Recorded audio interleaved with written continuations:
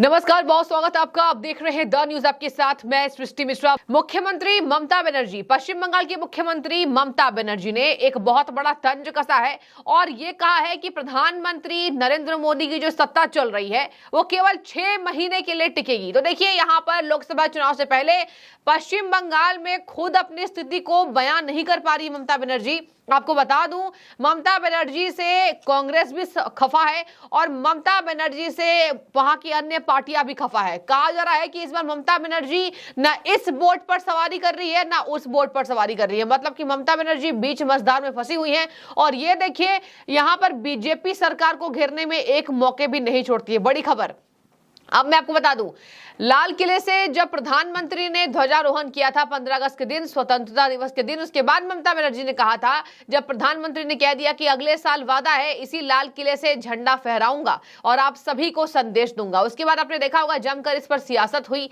और सियासत स्वतंत्रता दिवस के दिन भी हुई थी। ममता ने कहा था कि प्रधानमंत्री अगली लोकसभा चुनाव में बिल्कुल भी नहीं आएंगे और अब तो देखिए 6 महीने टिकने की बात कर रही है। कह रही है केवल 6 महीने सरकार टिकेगी, तो जितना काम है कर लो। अब मैं आपको बता दूं, ममता बनर्जी की सरकार जो है पश्चिम बंगाल में वो क्या क्या कर रही है, एक नया शगुफा उन्होंने छेड़ दिया है। देखिए, बड़ी खबर सामने आ रही है। पश्चिम बंगाल में ममता बनर्जी ने वोट बैंक को साधने की राजनीति के लिए इमामों और पुरोहितों के मासिक भत्ते को बढ़ाने का ऐलान कर दिया है और ये 500 रुपए से ममता बनर्जी बढ़ाने का ऐलान कर रही है। आपको बता दें, अब यहां पर कहा जा रहा है भाजपा के द्वारा, भाजपा वहां विपक्ष में है, भाजपा कह रही है कि ये केवल वोट बैंक की राजनीति के लिए हो रहा है। जो उद्योग लाना है वो तो ममता ला नहीं पा रही है, जो इंफ्रास्ट्रक्चर सुधारना था वो तो ममता सुधार नहीं पा रही है, लेकिन यहां पर ये कहीं ना कहीं राजनीति में प्रतिद्वंदी के तौर पर ममता बनर्जी केवल सांप्रदायिक दंगों को भड़काने के लिए ये काम कर रही है। अब मैं आपको बता दूं, ममता बनर्जी ने यह भी कह दिया कि मैं 500 रुपए केवल इसलिए बढ़ा रही हूं क्योंकि मेरे पास फंड नहीं है। एक बार फिर से वही रोना, वही अलाप ममता का जो हमेशा से केंद्र सरकार के ऊपर टिकरा फोड़ने के लिए ममता बनर्जी उपयोग करती है। दर्शकों, आपको याद होगा ममता बनर्जी हमेशा ही यही कहती हैं कि हमारे पास फंड नहीं है, केंद्र की सरकार, मोदी सरकार हमें फंड नहीं दे रही है। अब मैं आपको बता दूं, ममता को फंड किस लिए चाहिए। ममता को फंड चाहिए मदरसों के इंफ्रास्ट्रक्चर को सुधारने के लिए। ममता को फंड केवल मदरसों के इंफ्रास्ट्रक्चर सुधारने के लिए चाहिए क्योंकि इसी पर बीजेपी तंज कस रही है। मैं आपको बता दूं, उन्होंने ऐलान किया था ममता ने कि हम अब सभी मदरसों में शैक्षणिक सुधार करेंगे और मदरसों के जितने टीचर्स होते हैं, जितने मौलाना होते हैं, उनको शिक्षित करेंगे, वो शिक्षित हों, इसका सुनिश्चित सरकार करेगी। और अब देखिए, यहाँ पर पंडितों के भी मासिक भत्ते को 500 से बढ़ा दिया है और मौलानाओं के और इमामों के भी। अब ऐसे में ममता बनर्जी क्या किसी और क्षेत्र में काम कर सकती थी जो उन्होंने नहीं कर पाई है। इसी वजह से भाजपा विधायक शुभेंदु अधिकारी देखिए जमकर तंज कस रहे। क्या कह रहे हैं मैं आपको पूरा विस्तार से बताती हूँ।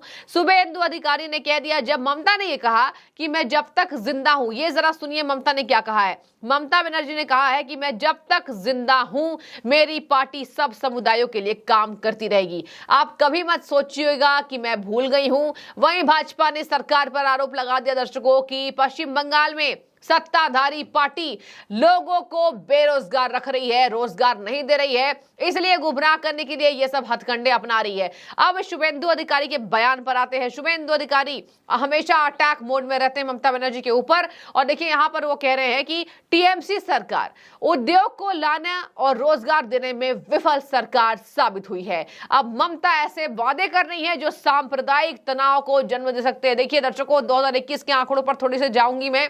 21 के आंकड़े ये बताते हैं कि हिंदू आबादी पश्चिम बंगाल में 70.01 थी और मुस्लिम आबादी 27.01। अब देखिए, इन आबादी के बीच में कहा जाता है जब इतना फर्क है तो ममता बनर्जी तुष्टीकरण की राजनीति करती हैं और केवल इसीलिए वहां पर अभी जो बंगाल में पंचायत चुनाव हुए हैं, देखिए 2 जगह से ममता बनर्जी को हाथ धोना पड़ा। आपको मैं ये भी बता देती हूं, मुस्लिम आबादी ने टीएमसी को खारिज करके कांग्रेस को वोट दिया था इस बार। और वो कौन कौन से इलाके थे, देखिए यहां पर बताया जा रहा है। पश्चिम बंगाल में जो इलाके हैं जहां ममता बनर्जी को धूल चटाने का काम बीजेपी ने भी किया था और अलग पार्टियों ने भी किया था, वहां कहा जा रहा है कि साउथ 24 परगना और मुर्शिदाबाद, देखिए ये दोनों इलाके थे यहां पंचायत चुनाव में जहां टीएमसी को झटका लगा था। और यहां पर जो हिंसा के बाद जनता जागी थी, कह रही थी टीएमसी ऐसी सरकार है जो हिंसा भड़काती है। और मैं आपको बता रही हूं ये मुस्लिम आबादी क्षेत्र के लोगों का बोलना था, यानी कि ममता से धीरे धीरे करके ये तुष्टीकरण की राजनीति करती करती वहां की आबादी जान गई है कि ये किस तरीके से राजनीति करती है। एक और मैं आपको बड़ी खबर दे देती हूं, पश्चिम बंगाल में ममता के एक मंत्री हैं, उनके जो दामाद हैं, उन्होंने यहां पर टीएमसी को झटका दे दिया है। धीरे धीरे करके टीएमसी को झटका लग रहा है। कांग्रेस पार्टी ने भी बता दिया कि अब हम टीएमसी के साथ नहीं है, जहां जरूरत हो वहां लड़ेंगे। इसके साथ साथ वहां ममता बनर्जी अलग अलग क्षेत्रीय दलों से लड़ती हुई नजर आ रही हैं, जहां पर कहा जा रहा है कि पश्चिम बंगाल के पंचायत चुनाव में ही ये हश्र ममता का देखने को मिल रहा है। अब मैं थोड़ी सी बात करूंगी INDIA गठबंधन की। आपको बता दें INDI गठबंधन में ममता बनर्जी हुंकार भर रही थी, लेकिन अब ममता बनर्जी को ही कोई एनर्जी वहां मिलती हुई नजर नहीं आ रही। क्यों? देखिए यहां नीतीश कुमार भी अब साइड होते दिखाई दे रहे हैं। और नीतीश ही नहीं, आगे मैं आपको बता दूं, नीतीश के साथ साथ कांग्रेस पार्टी ने ममता बनर्जी की सरकार को निरस्त होता दिखाई दिया है।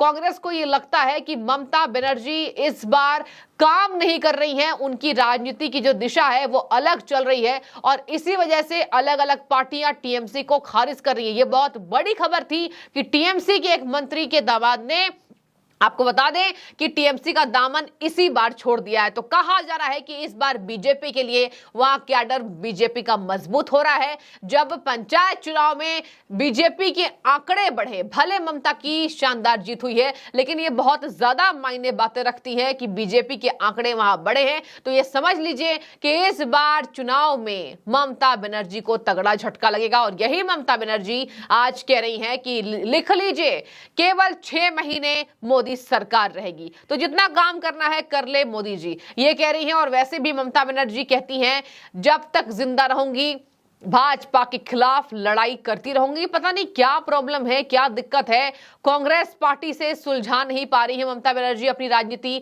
और यहां भाजपा को हमेशा ही देखिए एक कोर कसर नहीं छोड़ती है ममता बनर्जी, भाजपा को निशाना बनाने में एक कोर कसर नहीं छोड़ती हैं। और यहां मैं आपको बता दूं, ममता को कहीं ना कहीं इस बार कांग्रेस पार्टी ही तगड़ा झटका देने वाली है। तो कमर कस के कांग्रेस पार्टी तैयार हो गई है।